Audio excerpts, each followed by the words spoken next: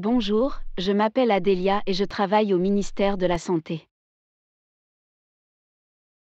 Aujourd'hui, je me rends dans un village pour comprendre ce qui est arrivé à une femme dénommée Sarah et à son bébé, tous deux décédés suite à des complications liées à sa grossesse et son accouchement. À travers plusieurs témoignages, nous allons découvrir ensemble ce qu'il s'est passé.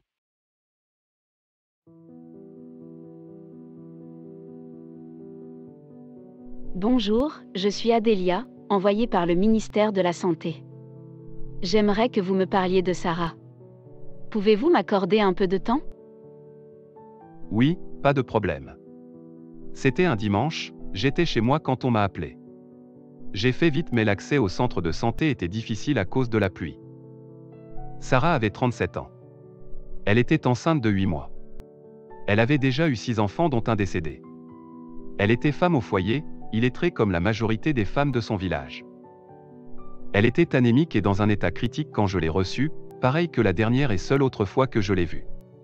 C'est toujours comme ça, ces femmes arrivent au dernier moment sans avoir fait de visite prénatale. J'ai pratiqué une césarienne, le bébé était très maigre, Sarah est décédée d'une hémorragie due au placenta pévia peu après l'opération. Nous n'avons pu lui donner qu'une seule poche de sang car nous n'avions pas de réserve. Merci, je vais maintenant aller voir la sage-femme.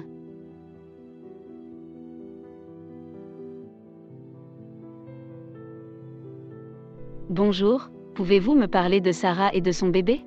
D'accord, mais je n'ai pas beaucoup de temps car de nombreux patients m'attendent. Je me souviens qu'elle était malodorante, au point que c'était difficile de s'approcher.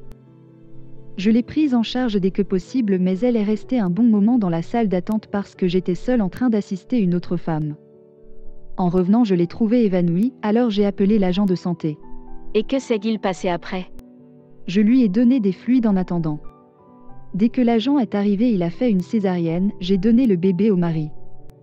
Je suis partie pour une autre urgence et, quand je suis revenue, il était déjà parti. Merci pour votre témoignage, je vais maintenant me rendre au village de Sarah.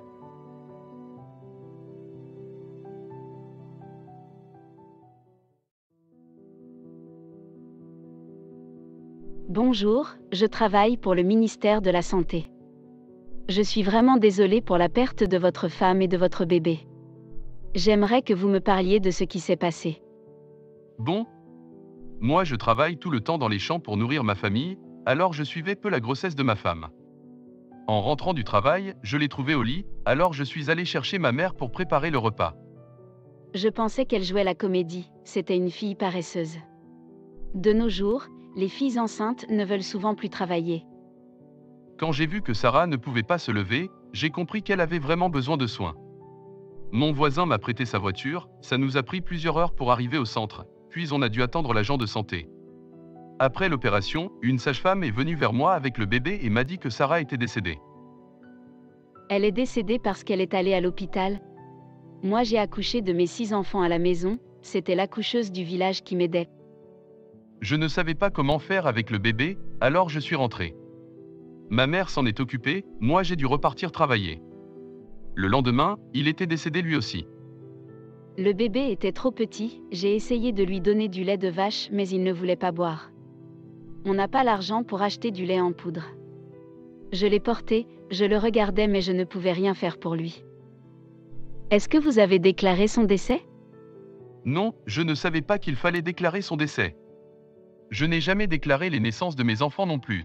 D'accord, merci, je vais rendre visite à votre voisine, l'amie de Sarah.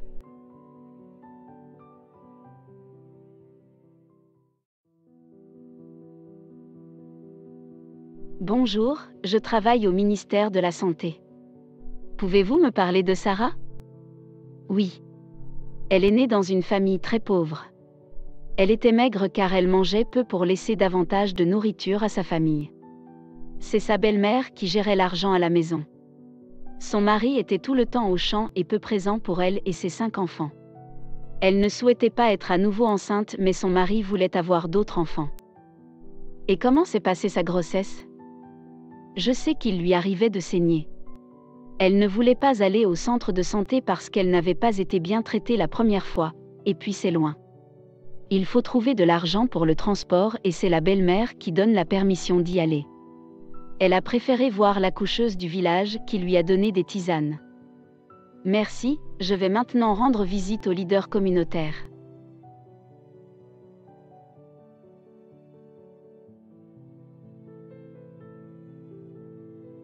Bonjour, je travaille au ministère de la Santé.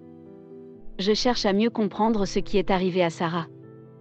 Je suis content d'avoir l'occasion de m'entretenir avec vous, mais tout ce que je peux dire c'est que le centre de santé le plus proche est difficile d'accès. Il faut plusieurs heures pour y aller en saison des pluies parce que la route devient très mauvaise. Il faut dire aussi qu'il y a une seule sage-femme sur place. Je déplore qu'on n'ait pas d'agent de santé communautaire dans notre village. Cette situation est très malheureuse. Merci pour votre témoignage. L'histoire de Sarah est comme celle de bien d'autres femmes, mais il faut en parler pour faire changer les choses. C'est pour cette raison que je suis venue. Donner la vie devrait être une expérience positive, alors que chaque jour près de 800 femmes dans le monde décèdent suite à des complications et environ 7000 nouveau-nés ne survivent pas plus de 28 jours. La majorité de ces décès sont pourtant évitables. Voilà que se termine la triste histoire de Sarah et son bébé. Un drame de pluie qui aurait pu être évité. D'après vous, comment peut-on faire en sorte que cette histoire ne se reproduise pas avec d'autres femmes et d'autres bébés ?